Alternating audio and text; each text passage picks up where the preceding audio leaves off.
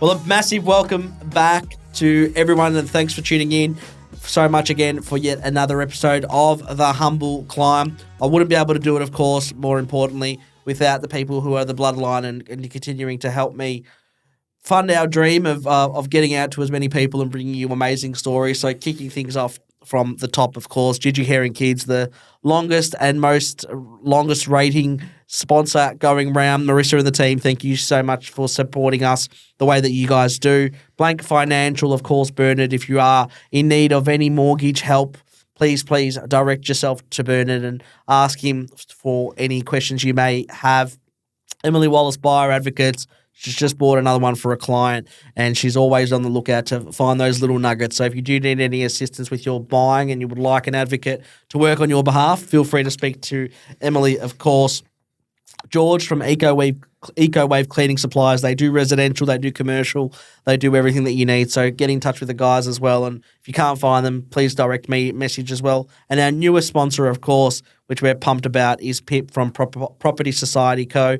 Obviously, being in the real estate industry that I am, we are always needing our properties styled and furnished, and Pip's come on board as of recent. So a huge thank you to them for jumping on board as a brand new sponsor of The Humble Climb, and we can't wait to continue to help you guys as well. So a massive welcome. Today's a really cool episode. Liam Power, welcome on, buddy. Thanks so much for having me, Dimmy. We're through a mutual friend of ours. We've been put in touch with one another, and we're going to explain why you're coming on. But it's been awesome to obviously meet you over the last couple of weeks and have a bit more of a further chat. How old are you exactly? I'm 22 at the moment, turning 23 later this year. When are you 23? 30 November.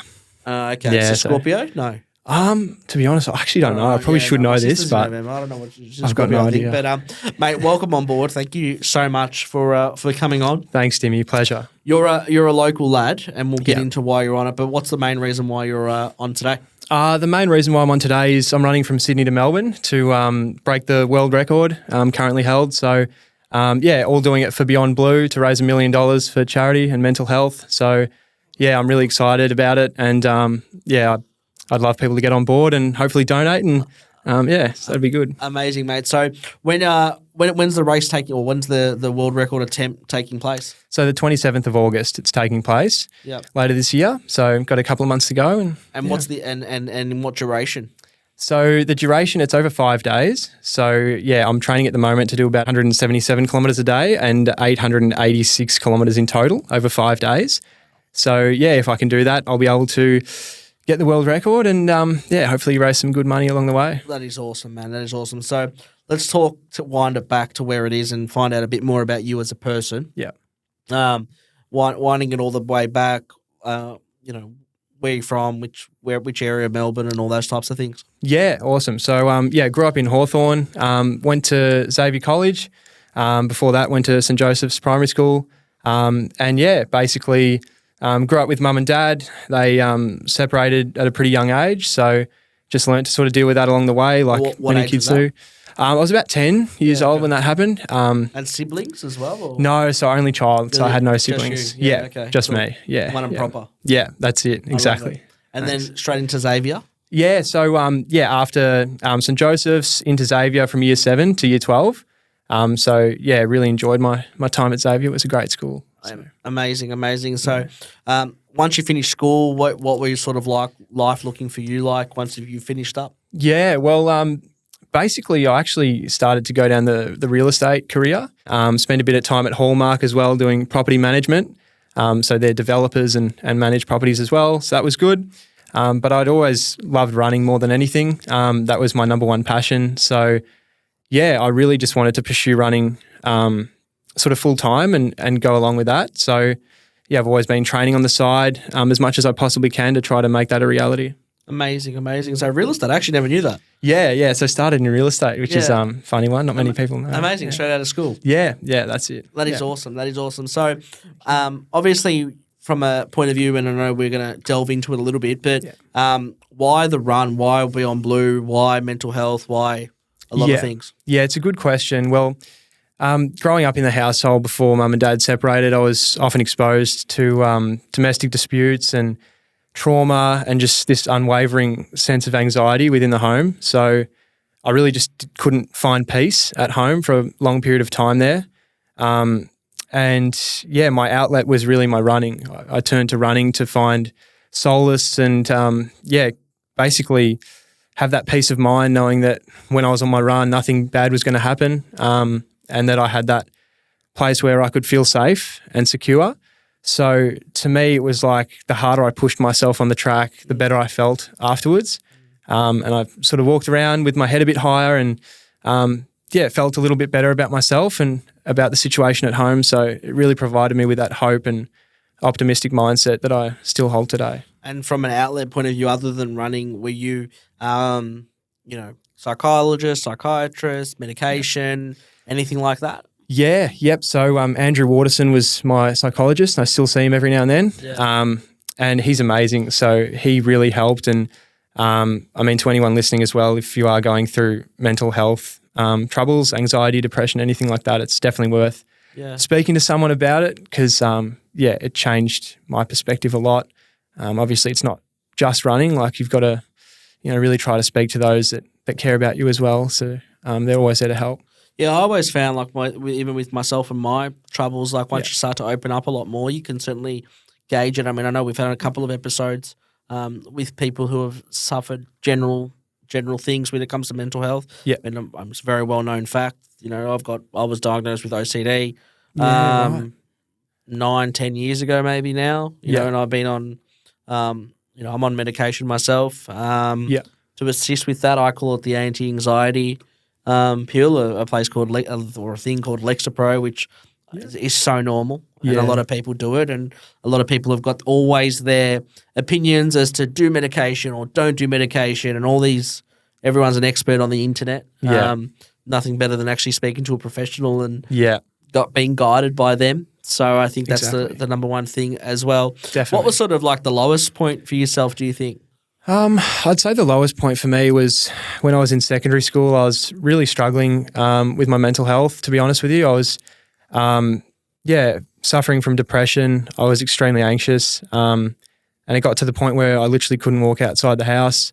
I'd have to take days off school. And, it was really, really bad and sort of felt for Dad as well because he didn't really know what was going on. He was obviously supporting me as best he could, but he hadn't dealt with that in the past or sort of seen it firsthand. So, I feel as though he was probably pretty worried about me as well for a point in time there. And, I remember the hardest thing for me during the day was catching the tram to go to school. So, when I look back at it now, obviously I'm blessed to be in the position where that no longer affects me like it did. But, at the time I was so scared that something was going to happen. And it might sound strange, but as soon as I hopped on that tram, I thought some sort of conflict was going to break out. I thought almost, something bad was going to happen and that it was inevitable. So I was constantly in fear and I just didn't really have peace of mind for a very long time. Were you, what was your relationship like with your parents then and what's it like now? Yeah, it's a good question. I've always been very close with my dad. He's supported me through thick and thin, always been there for me. So I'm extremely grateful for his support. And he's definitely my number one supporter. So I love him to bits. And look, unfortunately, I didn't probably have the best relationship growing up with Mum throughout the time, just because of certain circumstances in the past that sort of presented itself. So, but having said that, obviously, it's really great to have my dad there with me thick and thin. And I feel as though there's always somebody out there that loves you and really wants the best for you. So if you can focus your energy on that and really keep optimistic, then good things will come. So parent relationships is always a hard one, and it's something that sometimes I guess can be a little bit forgotten. And we're not experts, far from. There's plenty of good experts that are out there. I've always found, by myself, I've had such an up and down relationship with my dad. It's very well documented. People know it. Yeah. We argue. Still to this day, we argue. Yeah. And we've, gone years without talking. We've gone months without talking. Yeah. And then somehow we get back together and, it's a hard one with parents, isn't it? Like, especially, you only get two of them. That's right. Exactly right. So, yeah, I find it really important to pop in and still say hi to mum every now and then, and just for that peace of mind to keep some sort of relationship there. But yeah, we definitely had some pretty difficult years in the past, and I was just so lucky to have Dad there with me. I think the number one thing that I always took away from it, and I used to hate when people used to say to me, like, if I wasn't at that time, and me and my dad at the moment, as we currently sit and we're talking, we're in a great relationship, and I love the guy to bits. That's awesome. Genuinely do. I love him as much as I love my mum. Love them both incredibly. But the number one thing that I've always found that the most frustrating thing ever has been is if you're having a situation with one of your parents and then someone's telling you, oh, no, make an effort and, go and see them and do that. And, you only get one mum, and what if something happens and you go, and all that type of stuff. Yeah, definitely. It's the worst thing you could possibly hear because you're not in the mindset to want to make amends with that person, whether it be a friend or a dad or a parent or a mum. That's right. It's the worst thing you could be told, in my opinion. Yeah, it's very difficult. I agree with you on that totally. That's something that really nobody knows about as well as you do, and the people that are in your position and living under the same roof as you and that kind of thing. So unless they're there and watching everything sort of come to fruition, then it's very hard for other people to sort of comment and that kind of thing. But obviously they have your best interest at heart. That's what I found most of the time. Like my friends and extended family have always been so supportive of me. So I feel like people understand and they truly want the best for you deep down. But it can be hard sometimes when people try to give you the advice. And I think that it comes from a loving place. There's no doubt about it. Yeah. It's just that when you're on the receiving end of hearing it, when you're ready. And certainly when me and my dad have, in particularly when we've had our blues, as such, never obviously physical, but emotional blues. Yeah, of course. Everyone knows that we take a good time apart to rekindle, and you get to that point where you miss that person and you want them in your life. And as you get older, mate, I'm sure you'll find someone, and then there's grandkids and everything like that. You want them to be part of the life of those children in the future. So absolutely, it's very important. It's an incredible thing, and I've always found though the one thing is never get pressured into having a relationship with someone when at the time you don't feel like you need it. There might be a time when you need it. Yeah, definitely. That's right. I think it's never worth holding a grudge in life. That's probably what I've come to realise so far. So, you just got to surround yourself with positive people and really just try your best to have a positive attitude. One thing I love about you, and I know we were speaking off air and I said, mate, if there's ever been throughout, which I found really interesting, if there's been anything that you don't want me to talk about or bring up, whether it be, any drugs or alcohol or gambling and things like that, that you may have led you down a particular path, like let me know, I won't bring it up. And you said, no, it's all good because I haven't done that. Yeah, no, I haven't. No. I found that amazing personally that thank you. At a kid at your age that you were able to stay, or a young man, I should say, not a kid, but you're able to stay on the right path and, say no to those temptations along the way, especially at that age. Yeah. Yeah, well, it's an interesting one. Like I've obviously sort of just never really took to it, I guess. Everyone, I suppose, has their outlets and tries to find an outlet when they're sort of going through something, which I can totally understand. But my outlet was really just running and exercise in general and the gym. And I feel as though the harder I'd push myself, like I said, the better I'd feel. So that was sort of my I mean, people get dopamine from exercising and that kind of thing, and that really just helps your mental health. And that's another reason why I'm doing this run again, and I'm trying to preach this message is to obviously help people to try to experience those life's highs really in a healthy manner, and really get into fitness and whatever it is that you like doing, whether it's soccer, footy, going for a walk around the tan with your mates or something like that. It could be absolutely anything, but I think to stay moving and to be active is a great ingredient for a clear sort of mental space. Let's talk the run itself now. Preparation and things like that. So what made you first come up with the idea of doing the run? Yeah, it's an interesting one. I heard of Cliff Young, who was an absolute champion in Australia, a legend, and he was a potato farmer from Colac, and he would run in his gumboots, and he was just an absolute champion. He's went in this race when it used to be the Westfield Sydney to Melbourne race. It was an actual organised event, and he came in one year and he actually won the entire event, and he beat everyone, and he was around 60 years of age, and it was incredible what he did. So I came across that story. I was actually having coffee at a cafe in Hawthorn called Barton, actually.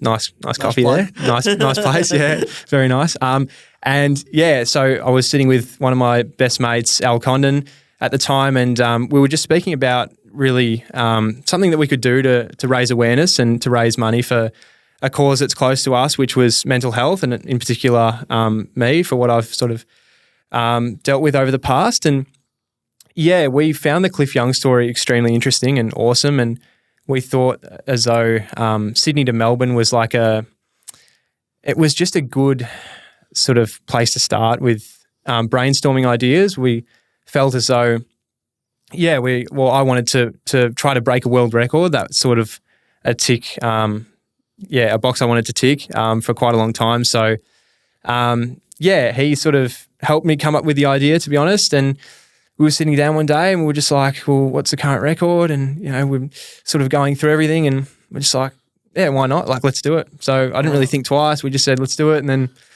put it up, and the rest is history. So I love it. And from a point of view of training schedules and loads and all that type of stuff, so what does your team currently look like? Yep. So, basically at the moment, in terms of training and loads and that kind of thing, I'll run just over 200 kilometres a week at the moment in preparation. And I'll do a couple of weight sessions in the gym as well every week. And I've got a fantastic coach who helps me as well, Mark Hipworth, who runs Hippo Athletic Club as well. So I've been training with him since school, since Xavier College. So yeah, he's absolutely amazing and has helped me so much with my running and just with life in general. So that's been awesome. And in terms of the team that we've got on board for the run, we've organised a physio. I've got obviously my running coach is going to be there. One of my good mates, Al Condon, will come along for the trip. And then my boss, who I do a bit of work with, John, and his lovely wife, Kim, are coming along as well and helping me. So they're actually organising the entire event. Wow. Which is amazing, just due to the fact that you can't really organise these events with one person and an idea. There's actually real logistics that go into it, and they've been an amazing help. So I've got a really good little team around me at the moment, and I'm super excited to see where it takes us. Where's the starting point in New South Wales, Sydney? So it starts at the Opera House at around 3 a.m. on the 27th of August, and it finishes at the MCG on the 31st of August. So basically it'll finish on a Saturday and probably around mid-morning at this stage, depending on the run. But I'd love to see plenty of faces down there. So 3 a.m. start from the Opera House. Well, so you fly up to the day before? We'll fly up about a week before, just to sort of prep and get ready, get familiar with the surroundings, and it'll be great to fly up with the team and have that support. So I'm really excited. And then how are they supporting you on the way? Like for the run, are they just right behind you, literally? Yeah, they're driving the car around, throwing a few energy gels out the window and that kind of thing. So that'll be a good help to have them there. And then you stay, at motels along the way, or? So we'll stay in a motorhome. Okay. Yeah, so I believe some of the team members are going to stay at a couple of motels along the way, but I'll be sleeping in a motorhome caravan. Is your old man coming up as well? My old man's not coming up. Nah, he's staying at home just because. Yeah, I'd rather he not see me in any sort of pain and that kind of thing. I'd rather just plop him at the finish line and just when it's all smiles and happiness. So yeah. So the target obviously is what's sort of the ideal target that you were sort of looking for? So I want to get under 5 days and 2 hours. So if I can get anything under that, then basically I'm the fastest person to run from Sydney to Melbourne. But I'd love to get 4 something. So just 4 days and however many hours, that would be amazing to me. Incredible. So the next couple, obviously, because you're 3 months out now. Yeah. Still. Yeah. So that's not. I guess it's going to go pretty quick. Actually. gonna When go did you so come up with the idea? So we came up with it about a year ago now. Wow. Okay. Yeah, so a long time ago. So yeah, I mean, and that time has flown, as you'd probably Amazing. experience as well. It's gone so quick. So And now, what does the next 3 months look like before actually doing it, like training wise? yeah, there's just the next couple of months is a real sort of build up with volume. So yeah, sort of starting to do like the 100K runs and that kind of thing, and yeah, really trying to get as many miles into the legs as possible. And then yeah, just before the run, we'll obviously taper off. But yeah, been training for about a year for this now, and obviously been training my whole life. But in terms of specific training for this event, it's been about a year. Are you running pretty much every day? Every day except Sunday. Yeah. I usually rest on Sunday. I have one rest day a week.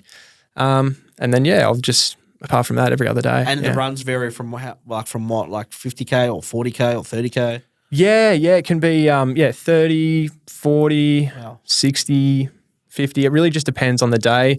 Yeah, so I really just follow exactly what Hippo tells me to do, my coach, and yeah, just try to do my best. And what will be the biggest one you do as a load leading up to it?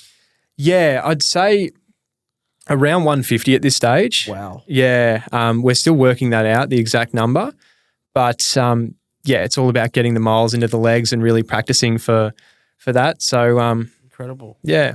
And then from a dollar point of view, I mean, what's the ideal target that we're sort of looking for? $1 million would be the ideal target for Beyond Blue. So yeah, I reckon we can reach it with as much support as possible. So and how are we looking at the moment?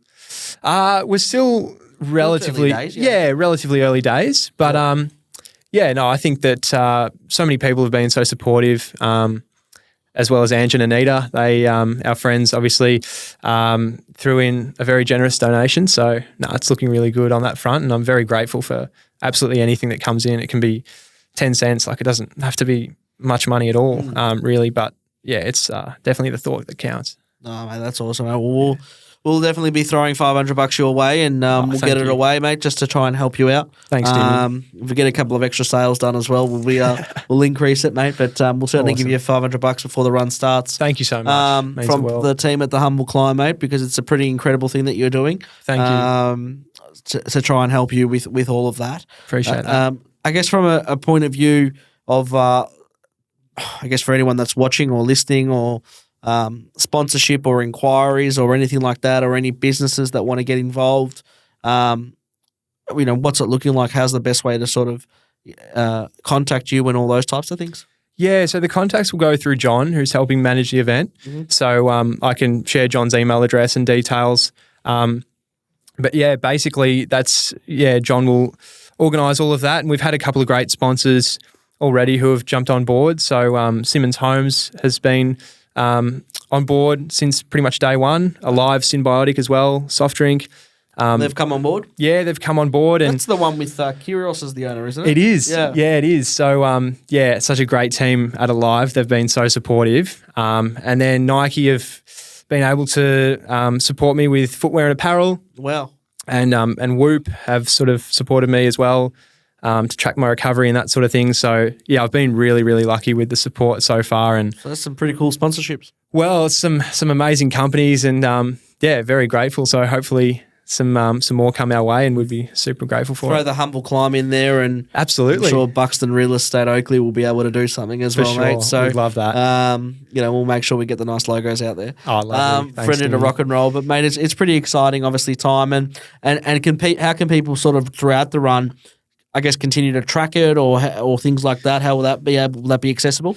Yeah, we're going to organise some sort of live stream, I believe. It hasn't been confirmed at this specific point in time, but it will be uploaded, obviously, to the socials, so the power.run and my own Instagram page, liam.power. So we'll be posting a lot of content on those pages, so you can sort of track where I'm at during the run, in the lead up, how the training's going, and post-run and all that kind of thing. Oh, that's awesome. And from, I guess, the people that have sort of done these types of things, obviously I've had Jack Hanley on before, the crazy running man who did 50 by 50, 50 days of 50K running. And then there's obviously people like Ned Brockman and all that type of stuff. Have you had any interactions with any of those types of people? I haven't met either of them, but what they've done is just incredible. Awesome. It was such a motivating factor for me as well, just knowing how many lives they've changed and how much great work they've done for the community. So, both of those guys are just, idols, to be honest. And, what they've done is just absolutely incredible. That's awesome, man. Well, we always like to, finish off on a positive note, and I'll get it up. But we always like to finish on the 3 questions that we ask every guest. Love it. First one. Yeah. If you could have 3 people there's 3 people you could have dinner with, anyone in the world, who would it be and why? I'm going to go with Future, the rapper. Yep. I love Future. Yep. Just absolutely love his music. No other reason why. I love it. And then I'd go with Conor McGregor. I watch a lot of McGregor sort of inspirational videos online and quotes, so I'm a huge fan of his. I'd love to have him there. Maybe Dustin Martin. Yeah, that's a good one. He's a champion. Yeah, I'd love to have him there. That's awesome. Number 2, proudest moment in your life? Maybe running my first Melbourne Marathon. I had a goal time in mind and I reached that, so that sort of kicked off my love for running marathons and that kind of thing. So, awesome. I was pretty proud of that. I was pretty happy. Last one, but not least, the ideal retirement destination. Is it overseas or? Could be wherever you want. Wherever you want. All right. I'm going to say Florida, like Miami. Yeah, okay. Yeah, like just nice water, nice climate. I like it. Yeah. And just finishing on one last, I guess, question for you as well. Yeah. Just on the topic of mental health, what does your mental health look like nowadays? Yeah, it's I'm in a really good way, fortunately. So, touch wood. Touch wood, definitely. So, I've got a really clear goal and a clear purpose, and I think that's really helped with my mental health. Is just having something in mind that I want to accomplish, and it gets me in bed early at night and gets me up early in the morning, and keeps me eating the right foods, and sort of really holds me in good stead. So. I think that's probably the key, especially that I've found, is having that purpose and desire to achieve something. And good on you. I think it really keeps you focused, Dimmy. So good on you, buddy. I'm so proud of you. I'm so proud to know you. And thank you so much. I'm really glad, obviously, of our mutual friend in Ange that's able to put us in touch with one another. Absolutely. And probably meet you as well a couple of weeks ago, because you're a very inspirational young man. You're incredibly well spoken for a 22-year-old, and great and drive and ambition. And thank you. Got no doubt. Not that you need to hear it from me or my validation. It means 0, but I've got no doubt you're going to go pretty far in places. And the way you attack life is incredible. And I think if you keep on doing things the way that you're doing, you're going to make a mark on a lot of people. You certainly made a mark on myself, which is, which is just awesome. I've just found you to be incredibly, incredibly talented with the way that you voice, the way that you talk, the way you communicate, you follow up. Everything that it is, and you've obviously got a bit of that mindset of whatever happens, I'll give it my best shot, which is awesome to see. So keep talking, keep being open. Thank you for being so open and raw as well with us. Pleasure. Thank you so much. It doesn't need to. I've always said that the podcast isn't there to just get blue tick people on Instagram. I really want the raw and the incredible stories of people in the back end, and I hope this story gets some incredible coverage. Not because of anything in particular, other than the fact that you deserve it. Thanks, Timmy. I really appreciate it. Mate, we're super proud of you. I'm super proud to know you. And thank you. Whilst I won't be able to be on the run with you or anything like that, I'll be keeping tabs for sure, mate. So congrats. Keep going. Thank you. We're proud of you, and I'm glad that we can able to share this out to a lot of people that will be able to help you best. Thanks so much, Timmy. It means the absolute world. I really appreciate it. You're a gentleman, mate. As always, a massive thank you to our sponsors once again. Thank you so much for continuing to be the bloodline of what we're trying to do here. So Gigi Herring Kids, thank you. Eco Wave, George, the cleaning supplies, the incredible man, thank you as always. Emily Wallace, Buyer Advocates, you guys are just doing incredible, incredible work with everything that you allow us to continue to bring forward. Blank Financial, of course. And lastly, our newest and latest, Property Society Co. Thank you guys so much for coming on board and continuing to allow us. And as always, continue to share, love, and send this story out to as many as you can. And we'll make sure that we've got the details for John and an email perhaps for people to get in touch with for any sponsorship opportunities, but also a donation page so that people can get in touch with. So, buddy, best of luck with your run. Thank you so much, Timmy. Really appreciate having me on. Good fun. Looking forward to tracking it. And as always, thank you. Till another episode.